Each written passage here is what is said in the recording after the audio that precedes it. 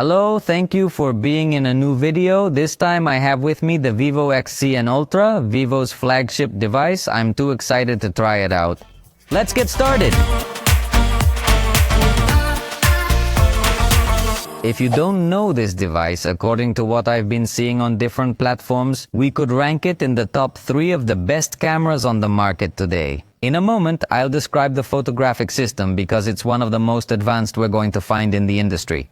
It is a device that focuses a lot on photography. Obviously, it would have to be tested in more depth to see in a bigger picture how well it performs as a flagship, but at least in photography is where it stands out the most. How about joining me for a look? In this case, it is simply to know the technology that Vivo is able to develop because in reality this device has no official distribution outside of China. Although surely through importers you could manage to get it, but obviously you would not have an direct official warranty with the brand in the region. So just to make you aware of all that, now join me in taking a look at it.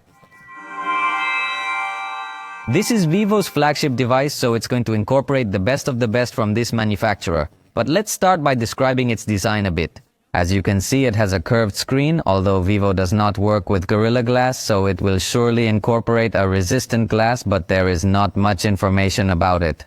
The back cover also has curved edges to hold it comfortably, but note that the camera module protrudes in a very important way. Even this whole ring surrounding the camera comes with a very nice texture that would invite you to even try to rotate the ring. But in reality, it is a completely fixed ring. However, I find the camera design super attractive, and it obviously comes to confirm that this is a device that will focus a lot on the camera. But before I tell you about the camera, let me tell you that it has IP68 level of resistance against water and dust. The screen is what we would expect from a flagship, i.e. it comes with AMOLED technology with a refresh rate of around 20 Hz. It has a peak brightness of 3000 nits. It is a really very bright screen that also has LTPO technology, i.e. that is, it's able to lower its refresh rate so that it doesn't consume as much battery when you're watching some static content and go up to 120 when it's displaying more dynamic content. In this case, the screen also comes with a very high resolution that reaches up to 3200 by 1440, although by default it is set to Full HD so it doesn't consume as much battery, but it does have these capabilities. It has these capabilities. So we're definitely talking about the high end of a full high-end device in its display. Obviously, it also integrates stereo sound, a speaker at the bottom, where in fact it is curious that we will find a concave frame, that is to say a concave frame. Concave, that is that the area in the middle is slightly sunken. It is a design that is not so common in smartphones, so I find it quite curious. And at the top is a second speaker, and also this part has a slightly concave design, although not as accentuated as the lower frame.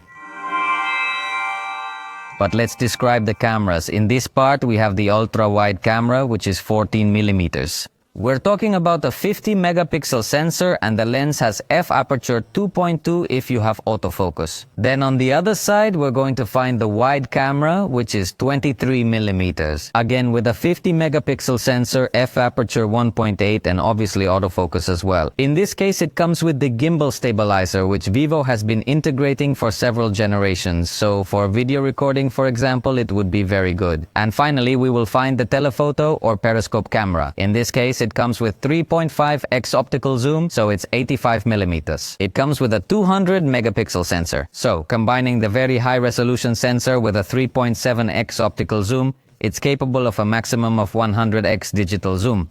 And watch out because it also has macro capabilities. So, even though it's a telephoto lens, it can focus on close objects, and that also gives it very good capabilities. I'm going to post a video specifically testing the camera on this device so you can take a closer look at it. Now I'll just show the camera interface that we have available. Obviously it comes with all these zoom settings, and as I tell you, it goes up to a maximum of 100x. And from the top, we're going to be able to activate macro photography, which as I tell you will use the telephoto lens. So it's super advanced macro photography. And we'll also find some portrait effects where it allows us to use even a 100mm setting. So we would have a super advanced portrait photography. As I tell you, in the video where I'm going to specifically test the camera, you'll see different scenes. Remember that also by having a collaboration with Zeiss, it gives us here different styles for these portraits that we can have, and it also gives us different styles of bokeh effect that could be generated in this post-processing. So we could have very interesting results in all our portrait photography. Very interesting results in all of our portrait photography. So That's why I'm telling you that this device I think could get to be in the top 3 of the best in terms of photographs. Obviously, it also comes with a night mode, a special option to capture the stars, another special option to capture panoramas at night. This is something I haven't seen so far on other devices. And it also comes with an additional long exposure option, which could allow you to capture the movements of some lights. And of course, the front camera will also be 50 megapixels with autofocus, although in this case it does not integrate quick shortcuts to change the zoom, as we have seen in other devices from this same manufacturer. So it is curious, but anyway, you could get very detailed pictures of your face, obviously also by integrating different filters, and within the portrait mode, all the SASI options that we saw also for the rear camera.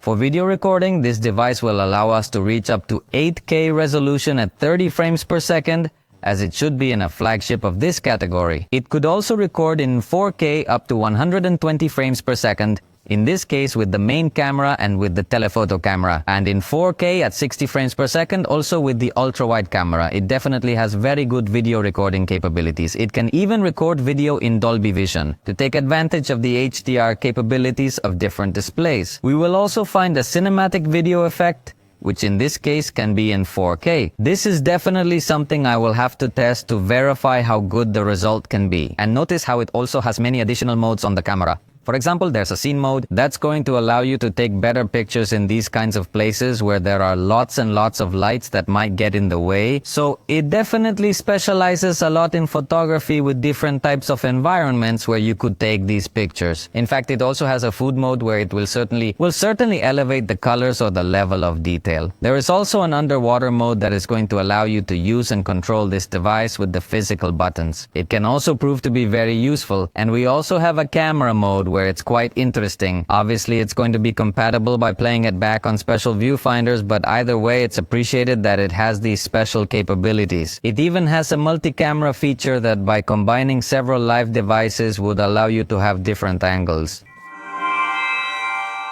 There is no doubt that it is a very advanced device in this sense. It also integrates a 5500 amp battery with support for 80-watt charging. It also supports wireless charging up to 30 watts and also has reversible wireless charging. The processor, as it should be in a high-end device, is the Snapdragon 8 Gen 3, and the top version features a terabyte of storage and 16 gigabytes of RAM. However, I had forgotten to tell you that it features a special chip made by Vivo to handle everything to do with photography. In fact, that's why it's capable of such advanced processing. So, if you want to see in depth the tests I did on the camera of this device, I invite you not to miss the camera test video of the Vivo X100 Ultra. For now, this has been all for this first impressions video. Hopefully Vivo will soon distribute this type of flagship device in Mexico and other Latin American regions, because we would love to see it compete against other flagships in the current market. That's all for this video. I hope you liked it. If you did, you know you can tell us, and we'll see you next time.